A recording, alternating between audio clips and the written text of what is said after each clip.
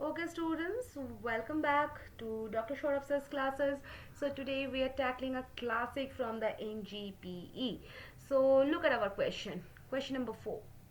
So the question number 4 says what?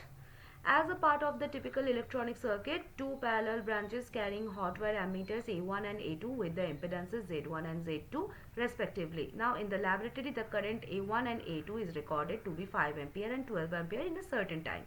Now at the same time, the hot wire ammeter shows the reading of this. Okay, so option number A says 13 ampere if Z3 is an inductance and Z2 is a resistance. Option B says 17 ampere if both Z3 and Z2 are resistances. Option C says 7 ampere if Z1 is an inductance and Z2 is a capacitance. And option number D says 13 ampere if Z1 is a resistance and Z2 is a capacitance. Okay, so we have to solve this question. Just give me a minute. Okay, so first look at the diagram. Look at this diagram. So we have two parallel branches. Ammeter A1 is sniffing 5 ampere and ammeter 2 is catching 12 ampere. Now A3 is the grandparent ammeter. So it's sitting there in the main line waiting to sum them up, right? But wait, these are hot wire ammeters. Now why does that matter? Because hot wire instruments don't care about your feelings or the direction of the current, and they measure the RMS, that is the root mean square value, and they work on the heating effect, and they are basically the barbecue of the physics world. They just want to know how much heat is being cooked up. Okay, now in the DC circuit, 5 plus 12, 17, done. But this is AC, right? So in AC, currents have phases. They are not just numbers, they are vectors hanging out in a complex plane. So the total current I3 is the vector sum. So we get I3 equal to I1 plus I2, right? Now if the two branches are 90 degrees out of the phase like a resistor and the pure inductor, we don't add them like the apples, we add them like the sides of a right angle triangle. So I total will be what? Root over of I1 square plus I2 square, right? Now let's look at our option. So option number B says both are resistances. So if both are resistors, they are in phase.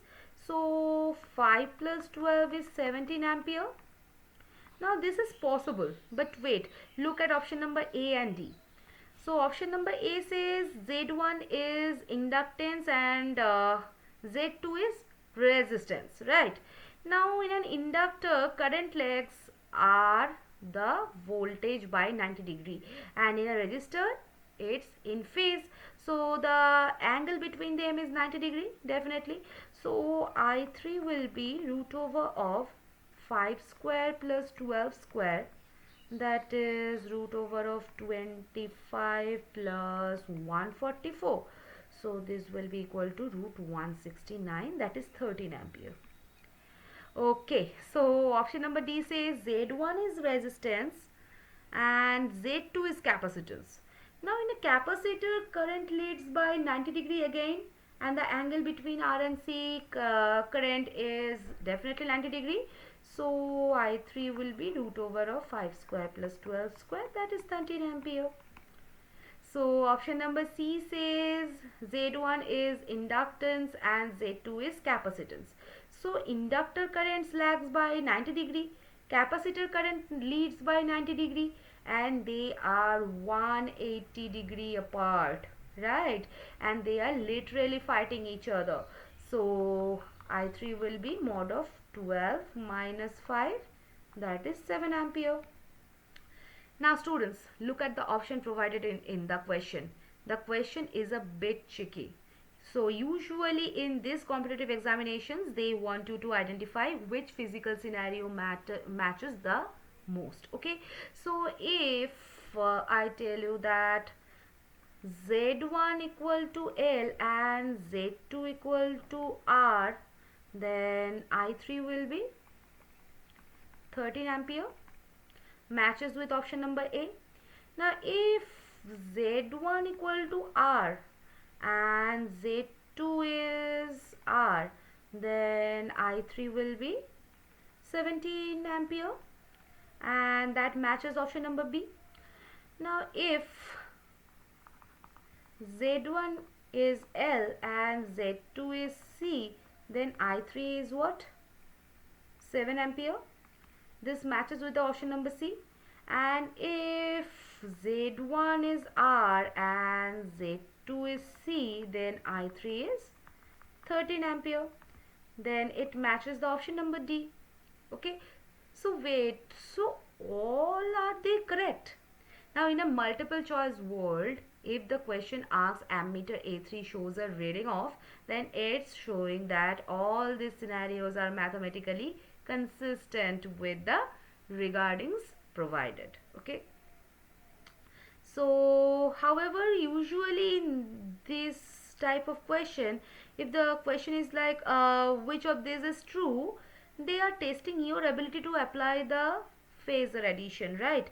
So the solution is not one number, it's a relationship. So if you see 13 ampere on A3 and you know you have got 90-degree phase shift, option number A and option number D, and if you see 7 ampere, they are 180 degree out of the phase, and that is option number C. And if you see 17 ampere, they are boring old resistors, that is our option number B. So always check if the numbers 5, 12 and 13 ring a bell.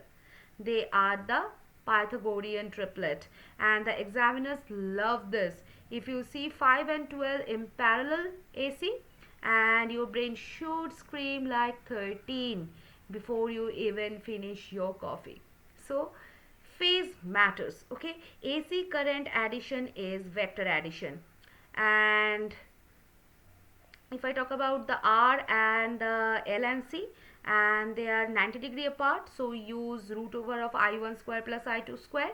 And if I talk about L and C, they are 180-degree apart, so use mod of I1 minus I2. And R and R, they are 0-degree apart, so use I1 plus I2. Okay, so we have solved a classic question from the NGPE. Okay, so see you in the next session with a new question. Till then, keep learning and keep growing with only Dr. Shorov's classes. Bye bye.